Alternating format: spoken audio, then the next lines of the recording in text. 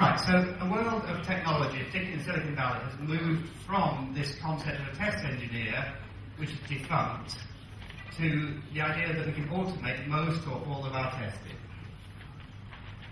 Manual testing, the things that is done by these strange human things, probably a bit like you lot, has been downgraded.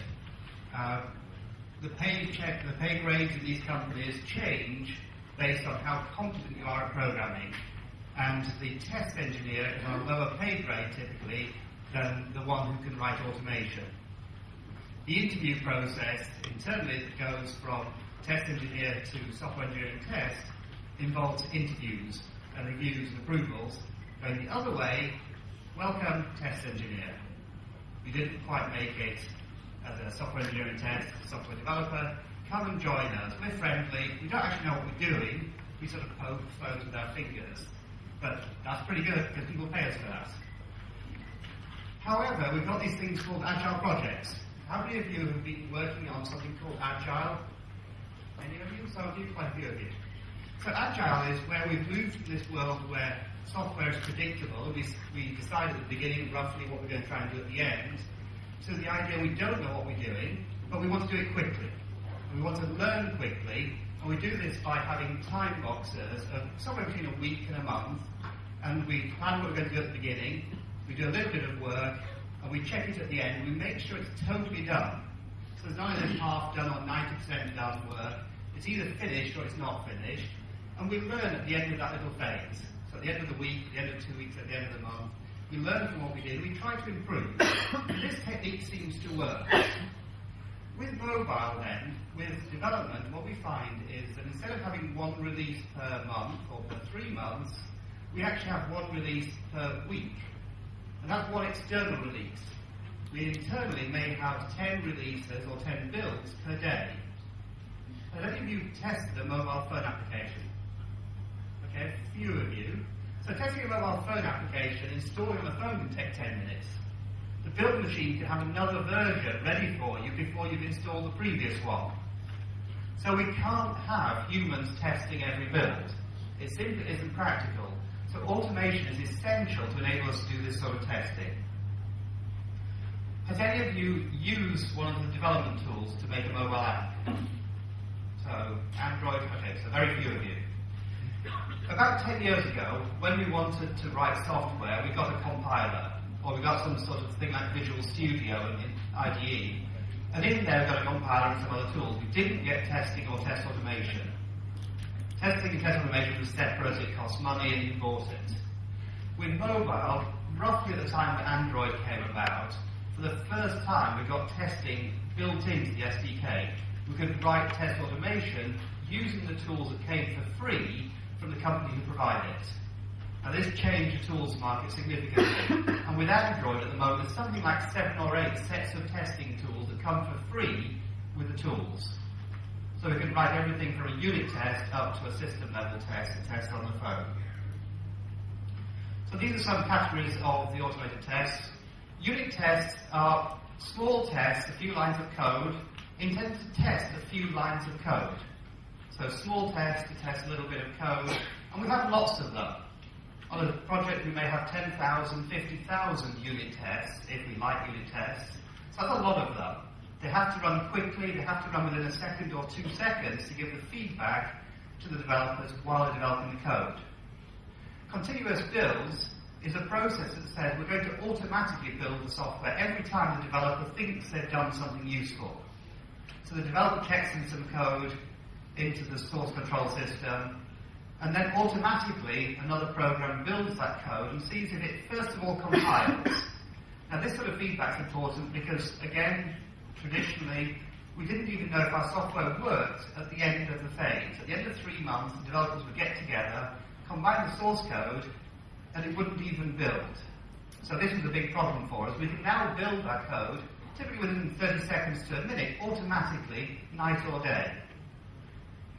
The UI test automation, I'm going to cover some of this later on in the day, so I won't go into detail now. We can automate all that sort of testing now, and we need to test on multiple devices. How many of you have got an Android phone?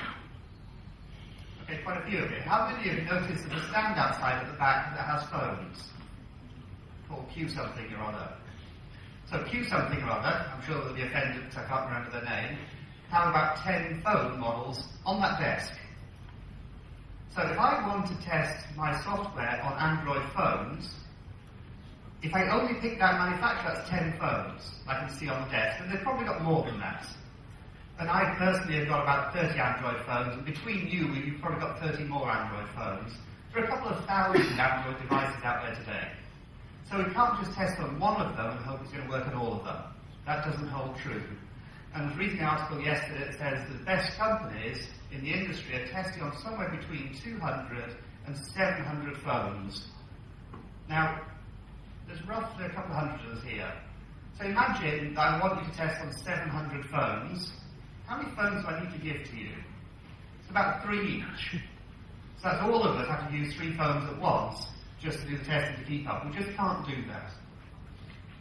I mentioned we've got 7 or 8 tools in the Android development kit, but it's a very fragile process doing testing and test automation on mobile. We have to deal with the security model, because by design, mobile operating systems are intended to protect the users from bad things happening from the software they just downloaded from the App Store for free that says, I'm going to give you a little nice smiley so you can play a little game and shoot things and kill things on your phone. Cute, wonderful, but if it steals all my contacts, I'm going to be upset. If it steals my credit card details, I'm going to be upset. So the phone tries to protect against that, and that affects the testing and test automation. So it makes it hard for us to do some things. So let's focus on the human-centric side of testing. And as people, we need people too. We don't work alone. So with test automation, the frameworks focus on testing code, little unit testing, testing the lines of code that are written. They test an API, a programming interface, or they test the user interface, the GUI. Here's some examples of what they don't test. They don't test movement. I'm moving my phone. If you've been at a pop concert where your phone's on, this is movement. Automation doesn't do this for us. That's a pity, isn't it? It doesn't test acceleration. Now, any of you who played a game on a phone is using acceleration to move the phone around to get round the narrow streets of Saigon, your super-duper motorbike or whatever it is that you're playing. It doesn't test rotation. Now, rotation on an Android phone, this is one of the new Android phones called the Nexus 4. Every time an app is rotated, the app actually stops and restarts on the phone.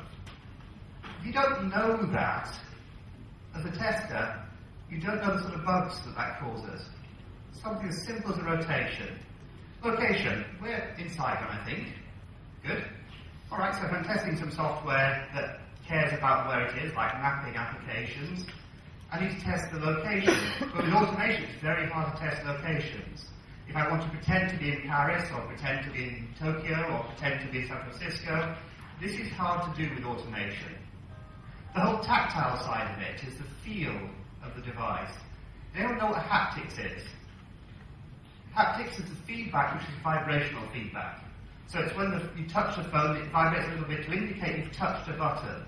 So how do we test that with automation? How do we test look and feel, user experience, video?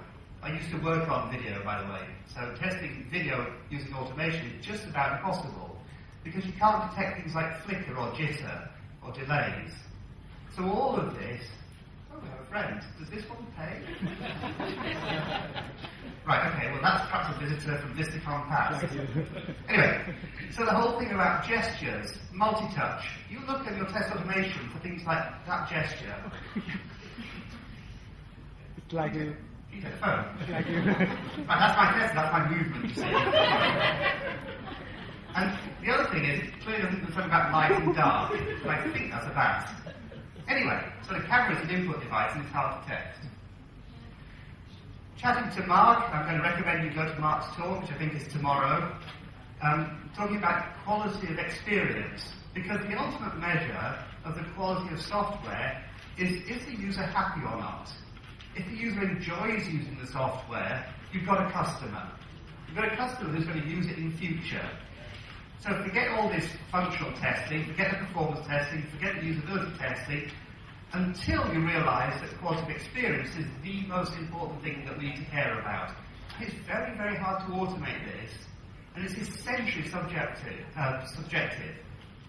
I worked for eBay. eBay isn't very popular here, so I'll explain a little bit what it does.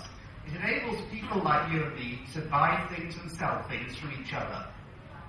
So I can put for sale this phone, and Hung might want to buy it.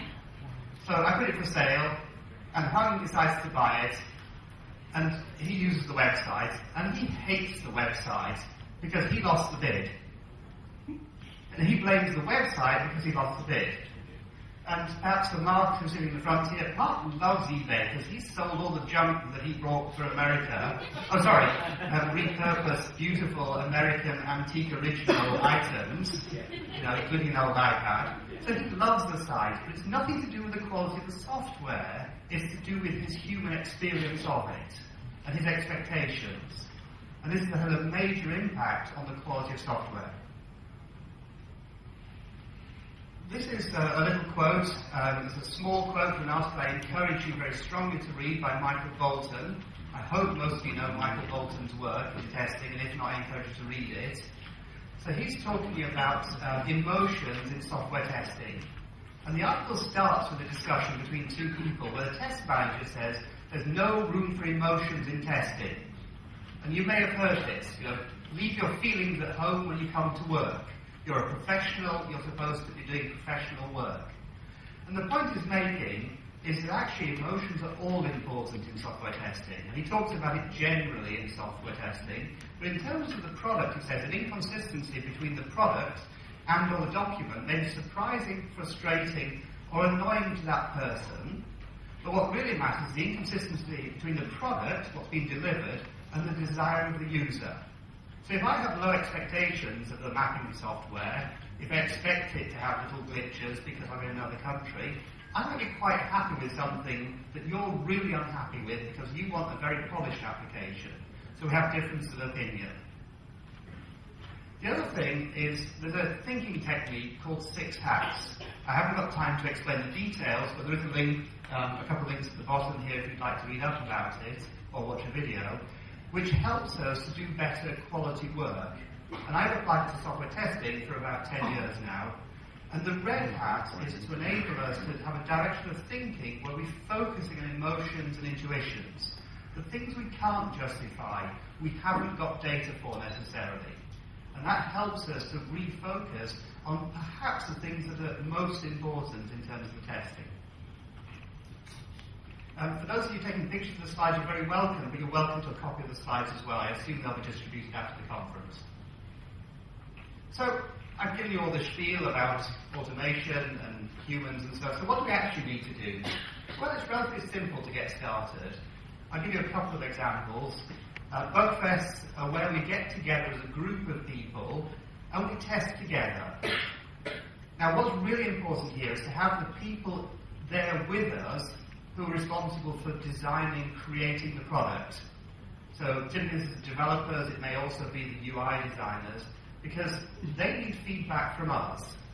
They need to see, hang on, Mark's UX, so I'm picking up Mark. So, Mark, can you just have a look at this for me and tell me what you think? Of course. Thank you very much, Mark. What do you think? It doesn't appear to be working. Okay, it doesn't appear to be working. Thank you very much. But it's a beautiful design, thank you. Oh, fantastic. So I want to be able to show him the phone and say, look, there's something happening here. Is this what it's supposed to be doing? But what is that what it's supposed to be? And he says, oh yeah, sure, that's how we designed it. Or he says, oh my goodness, you've just done something I didn't realize. That's really important to me. I've learned something, I'll change the design. So we're getting the feedback directly between the two of us. And while it's important to do all that nice structured testing and sit down and do test case number 73, type in a valid username and password and make sure I can log in. Good, yes, that works. That's important. But also it's important to get this direct feedback with each other, and we learn from each other. By testing in a group, I can show the other tester who says, what did you just do there? Oh wow, I didn't think you could do that. Let me try something similar. And what we found, and this is at Google, but other companies as well, is we really found some high quality bugs doing this, and we found a lot of problems very quickly. And by bugs, I mean things that we wanted to fix. And again, for those of you who've been involved in software testing for a while, you may be familiar with the difference between the number of bugs that you raise a lot, and the number of bugs people actually bother fixing, fewer. In some cases, far fewer. You rate 100 bugs, they fix 10 of them. What about the other 90? Were they important? Was I wasting my time trying to report those bugs? So we're trying to increase the fix rate. And what we found is that with the bug fest, people would tend to fix more of the problems because they realise the importance of them and because we've got direct communication. The other thing I've already done this is those of you sitting testing like this in your office, sure, that's fine. But how many of your users use a mobile phone sitting in an air-conditioned office, sitting at a desk in front of a computer? Not many of them. As I've seen from driving around here, people are actually riding their scooters using their mobile phone with a laptop bag on their knees, and they're actually doing this while trying to navigate the traffic backwards, as far as I can tell. Now, how many people, when they wrote the functional spec for that mobile app, said, we need to make sure that a user riding a scooter at night, one-handed, trying to go across that stream of traffic, can use the software? Not many of them. I gave you the example about Android, where the app stops and restarts every time we rotate the phone. So we need to be doing what our users do. We need to be mobile. This is an example I used from the days a few years ago. We were testing a video app. And for a bit of fun, the test lead said, what we'll do is we'll decide to go out for lunch together, except we won't actually go out together, we'll go out at the same time. And we'll go out for about 2 hours, and let's set ourselves a budget. We'll spend less than £20 for lunch. And we got together, and we just sort of dissipated around London. And one person, the first thing they did is they went onto a double-decker bus. For those of you who've been to London, you know we have these very pretty, iconic buses, open tops sometimes. And they're great for tourists to go past Buckingham Palace, Colour Queen, you know, past the beautiful parks, yes, that's beautiful, past the very old Houses of Parliament. Wow. Oh, that's the time? Yeah, good, okay. And then eventually he comes back again. The other one's a meanie. Mean tester, so the first thing you do is go into the London Underground. I know you haven't got an underground yet, but bear with me, you will have one at some point, I think, in this country, in Saigon. And in the underground in London, we had it built 150 years ago. They didn't have many mobile phones then, they didn't really worry too much about mobile connectivity 150 years ago, and they still don't really worry about it now. So the first thing that happens, you go down underground, and your phone loses connectivity. Now, how do you think a mobile video streaming app is supposed to work underground? Well, it doesn't work very well at all. So what we're testing is the error handling, the error reporting, and occasionally underground, about half it's above ground, so that you would come up above ground, and the phone would find a signal, but it wasn't very good, and it would disconnect, and it would reconnect. And so the app would sort of have to cope with this connection going on and off and on and off. And the tester found many more bugs and problems that way than sitting at the desk for 10 hours following test case number 73. Or simply just go out for a walk. Again, you're moving around, but moving slowly, and we found bugs doing that. So the next thing we need to do is we need to establish strong foundations. I asked you as an audience how many of you have been involved in mobile, and relatively few of you put their hands up. But if you want to be involved in testing mobile effectively, you need to understand the platforms. So, just to pick on someone, Ben? Android. Yes. How many versions of Android are there? Let's see. 5? What are we on? We're not ice cream sandwich. We're on one after ice cream. Jelly bean. Jelly bean, yeah. So I don't. Yeah, that's a good question. I don't know. Okay, so this is not a mobile testing expert. Right. So, so there's actually 17 versions of Android at the moment. So we're on the 17th version of it. And the versions change over step changes. Now, step changes, they materially change between Android 1 and Android 2, Android 2 and Android 3, Android 3 and Android 4. And the changes are significant and permeate the applications. So once you know that, then when we're testing Android, we make sure that we test on the appropriate devices. So if I asked you as an audience to hold up your Android phones, most of you are either running Android 2.3 or Android 4. So from the testing perspective, I know I must test on those two versions of Android. There's no question in my mind. Does anyone know what Android 3 is? Okay, Android 3 is a tablet version. It's called Honeycomb. No one uses it anymore. So would I test on Honeycomb? No. Just wouldn't even think of it. It isn't worth the effort. It's this sort of stuff that we're trying to think through. For those of you familiar with iPhones versus Android, you'll be familiar with the different user interface and test scores. You'll be familiar with the style of an app that's an iPhone app. And Apple is very consistent in enforcing this. You can't just take any shoddy app and push it through the App Store and hope it's going to get there. Because someone will stop that and say, that is not good enough. That's an ugly app. Get it out of here. They'll probably put polite words around it, but that's ultimately what happens. But Android is very much, you want to push software, you want to push crap, good luck to you. You know, the market will decide for you. So it's a very different world. And the applications, the way the programmers write it, they have to cover the complex life cycle.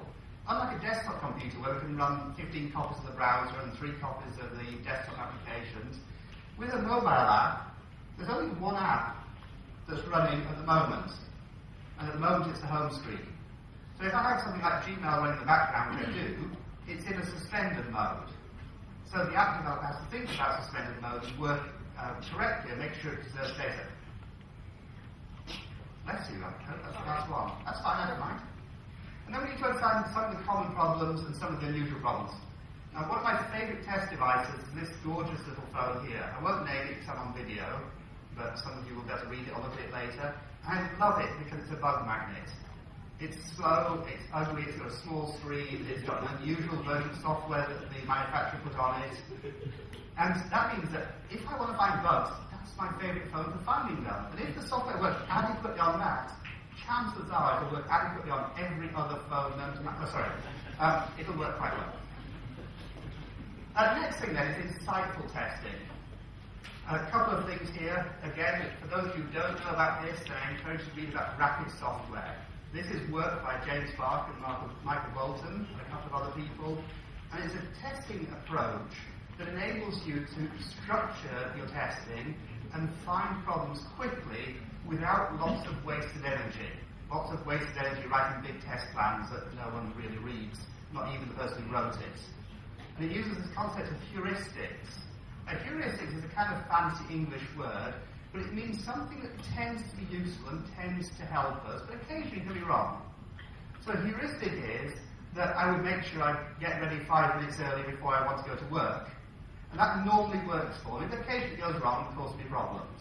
So we have the same sort of thing in testing. We have heuristics that help us to test more effectively, but occasionally it isn't very useful for us. And one of the big things they use is this thing called mnemonics. And mnemonics takes the first letter of each word. You might see it up here. It says cock-flung gun. Now, cock-flung gun is a way of reminding you of the different things. So like here, we've got communications, we've got orientation, we've got platform. So these letters, they're made up into this made-up set of words, so cock-flung gun. So any tester who's working on this says, have you done cock-flung gun yet? It's actually, it almost sounds Vietnamese, doesn't it? So maybe this is testing for the Vietnamese. You probably said something inappropriate. Yeah, I apologise about the swear word. Anyway, another thing to look at is session-based test management techniques. And this was work done by Jonathan Bach. James Bach is a slightly more famous brother, and John Bach is the younger brother who happens to work at eBay now. And he really thought very hard about 10 years ago about the people accusing these exploratory testers of not doing good work. And he found a technique that enables them to structure that work and manage it in a nice, lightweight fashion. And it works very well with testing mobile applications. So, extended testing, again, no matter what testing you want to do based here in Saigon, sometimes we need to test a little bit further afield. So we've got two different models for that. We've got the remote devices model. That means that the device, the phone I want to use, isn't physically in front of me. It's actually somewhere else in the world. Normally it's connected over the internet connection. I'm typically connecting over a desktop browser on my machine. And I'm using a phone at the moment that's in Paris. Or I'm using a phone at the moment which is in Helsinki. Or I'm using a phone at the moment that happens to be in San Francisco or New York. And it happens to be on Verizon. Now, how many of you got a Verizon phone here? On the Verizon carrier? Do you even know what's special about our testers throughout the world? Some of you maybe you test testers for all I know. And it enables people to get testing done somewhere else for you. And they help with mobile testing. So how many of you speak Hebrew? Arabic? German? Okay, a couple of people speak German here. So I've got a couple of testers. If you need anyone to do some testing in German at the front. But seriously, We have problems with languages. I speak no Vietnamese. There's no point in me trying to test an application in Vietnamese, but if I ask one of you to test it, you'll find that it's much more quickly than I ever would, and certainly better than my automation would. So a little bit tongue-in-cheek then, here are some of our remote testers who are testing the apps for us. Next thing is some of the challenges of extended testing. Does anyone know what that screenshot is from? It's one of the most popular mobile games in the world. Angry Birds? Angry Birds. Angry Birds is this strange little concept that you have these little red birds here, and you sort of flick them from that catapult, and you're supposed to hit the little one in green. Is this Angry Birds Star Wars version? It's Angry Birds Star Wars version, yes, well done. Thank you. So sad. I just downloaded this because it's a bit of fun to play with. You know probably which version it is and which level I'm on. Now, this is right at the beginning, by the way, I'm not very good at it. Actually got my finger itching. Okay. Anyway, the idea is that you basically move your finger in an arc, and the little bird moves backwards and gets flicked in a beautiful, graceful arc and lands somewhere close to here. And if you're very skillful at it, it knocks down the stone structure and kills the little bug, the little thing in green. Good stuff, eh? Well, do you want to write automated tests that does that and then watch the little arc going across? And there are millions of users of this. This is one of the most successful apps in the world. This is like Gangnam Style, but for mobile apps. You know, everyone knows about Angry Birds. So this is the sort of thing that's really hard for us to test. Now, one thing we get is lots of information, what I'm calling sensory deprivation. You can hear me, can't you? You can hear me at the back? Still awake at the back? No, back's asleep. Never mind. Some of you can hear me. And you can see me, so we're using two of your sensors to detect who I am. Now, when we're doing automated tests or remote testing, all we've got really is visual. We can see an update of the screen that's slightly behind what it used to be. So this is the problem for us, because we're missing the other sensors, the other feelings that we have. And again, you try doing pinches and zooms on your web browser on your computer. But the app we're trying to test remotely needs to do pinch and zoom, so we have a problem in terms of the fidelity of the feelings. The other thing is the lags and the delays that happen when we're testing remotely. We don't get the feedback immediately. We don't get the feedback I get from actually holding the device in my hand and doing the testing. And if we're using remote testers, we have a loss of control. If I want to change what I'm doing immediately, I can do it myself. But someone else is testing for me, I can't do that anymore. I've lost that. Now, a little bit more context for you. What we call cultural norms and differences. I've ridden a motorbike for 35 years of my life, roughly. And I was riding as a small child. I've owned 3 motorbikes. I've ridden around different parts of the world. I have never, ever, ever seen the traffic that happens here. Not in India, not in Kenya, and they have some weird driving there. But coming here, the first time I've ever seen this strange fluid flow of people that is oblivious to traffic lights, pavements, parks, cars, vehicles facing them directly. So I have to learn a whole new paradigm here. It's a different way of driving, and it works very well. I love it. It's different. So the same holds true of testing, because we have cultural norms. I noticed that when we were doing the introductions, you did the little bows. I don't do that. It's not part of my culture. Now, when we're looking at testing a mobile application, we have a similar challenge. If you're testing an application here that's intended for users in Switzerland, it's a very different world. If you're testing an application where the user's rushing around with one hand, that might work quite well from what I see that you're driving. But we need to understand these cultural differences, and we can't quite do the same as the other person that we're trying to put ourselves in the shoes of. For anyone that hasn't seen my shoes, I'm very patriotic, by the way. So we can't quite put ourselves in the same shoes as the other person. We have to find a way to deal with it.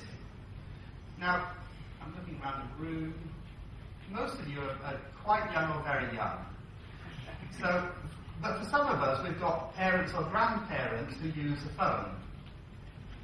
And when they use a phone, what we may not realise is that the tactility of the hand changes as we get older. It dries out. And what that means is when they're using a touch screen, it doesn't actually work at all because it doesn't sense their fingers. Which means that something for us that's easy to do, we can just tap on that little tiny line there, that little icon, or the little bird that we had a couple of minutes ago on Angry Birds. But then it's just about impossible to do. So we need to think about the generational aspects of the users as well as everything else we're dealing with. And understand what's important to users. What might be really important to a user in New York might be very unimportant to a user in the Midwest. They have different cultural norms, different expectations of timings, for instance. I want my answer now versus, I will wait. If it comes back tomorrow, that's good enough for me. And then how can we empathise? How can we put ourselves alongside the users that we're representing? Remember that ultimately, the users have to be happy with the apps. And whatever testing we're doing is we're standing in the place of the end user. We're representing them. That's what we're trying to do. And we're trying to do that as well as we can. This little picture at the bottom here is that I think that the mobile world is driving internationalization through all the cultures of the world. It used to be that we were very regional in our expectations. But now most of you are using a phone that was manufactured outside this country, using an operating system that was certainly written outside this country, and you're using apps that came from outside this country. And you're using, well, actually listen to me, I'm speaking English to you.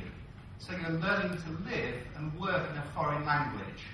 So this internationalization is driving through the industry, and yet the cultural aspects are important. I'm not sure how important they are, which is why there's three little cultures here. There's an example here in the top right-hand side of a woman in South Korea who's using a mobile phone to buy a product in a virtual shop. That's not real goods she's standing in front of. She's not standing in front of the supermarket or a local store. She's standing in front of a computer screen, essentially, and taking a picture of something that gets delivered to her. Now, that just is alien in the UK. I think it's alien in the US. We just don't do that. But if I'm testing a mobile app that needs to do that, I need to understand what she's doing and why. Why is it that to her this is important? Now, it might be that it's actually much more practical to have the food delivered so that when she arrives home, she didn't have to carry the big heavy bag on the subway.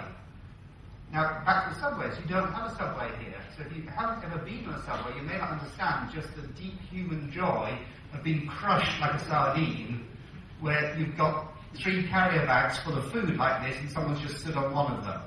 Because when you get home, that food you want to eat it, not have someone put in it.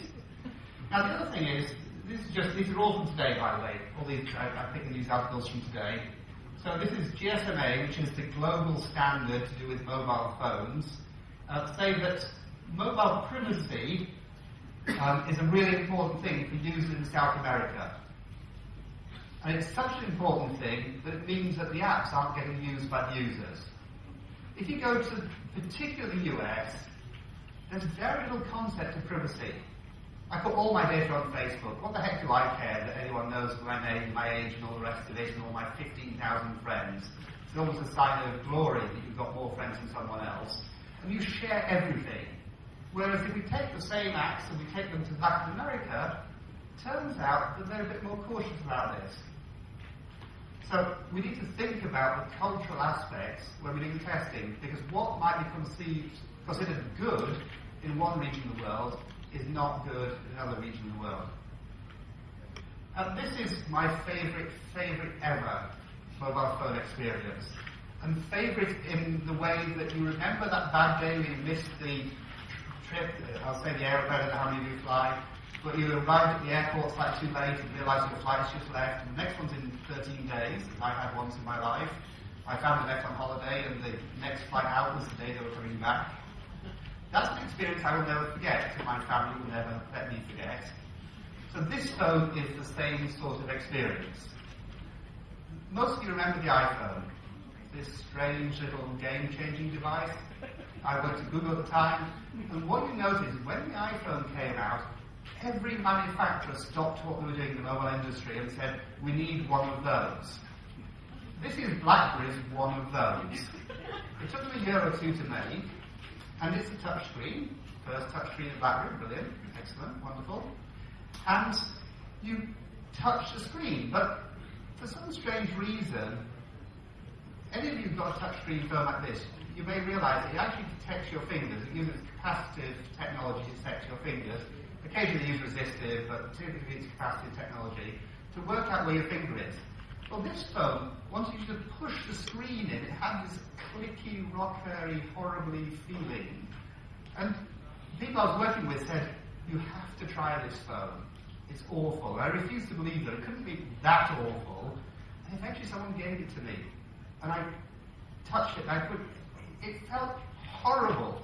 It was a phone that after 3 minutes, you couldn't pay me to use this phone. It was so awful. Now, thankfully, BlackBerry or RIM as they used to know, have made a lot of improvements. But this phone was awful. So this was the review from Engadget, and I'll just read out the bits that are in highlights. So things which flow naturally on an iPhone, flicking through lists, scrolling for a contact, moving around the web page, or looking through photos, feel inelegant and uncomfortable on the store. And then it goes on to say, it's how the software reacts to the touches that makes all the difference. And here the feeling is you're never completely in charge of the phone. You try automating that testing. For the non-programmers in you, this is not an exclusive decision. It's not automation or human interactive testing. We can combine the strengths. With automation, we get the fast feedback.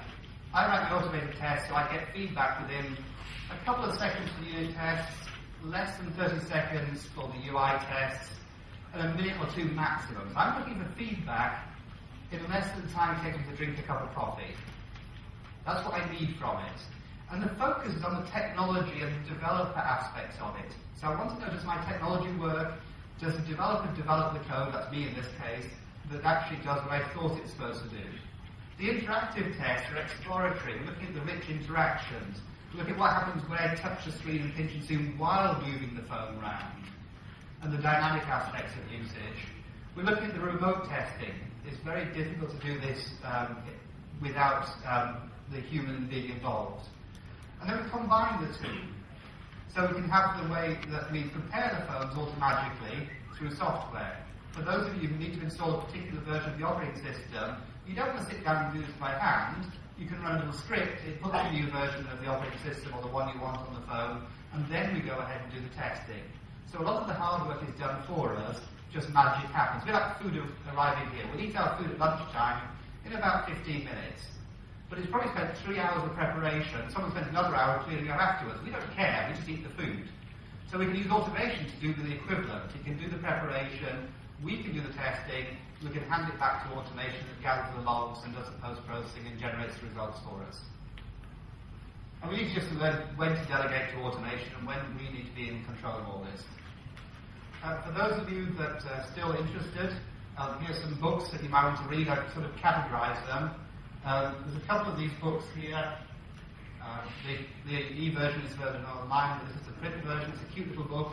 You can only be given it, you can't buy it. So that's the development book. There's one on marketing. And the idea is these two are complementary to each other. So we need to know how to develop our mobile apps. We also need to know how to get them out in the market, because ultimately our users go to app stores to download them. This is my old archaic book on software testing. Don't read it unless you're interested in history. And I'm writing a new book, which is published this summer. I'll explain how to get a copy later if you want one. I hope we've got time for Q&A. This is the end of my talk, so thank you very much for listening so far.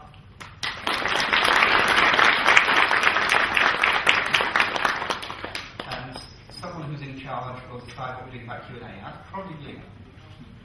Tim, I'm thinking of you, so someone be in charge. Do we take questions? Do we have time for questions from the audience, or do you want me to just go away? You want me to go away? Right, I'm going away. Thank you very much.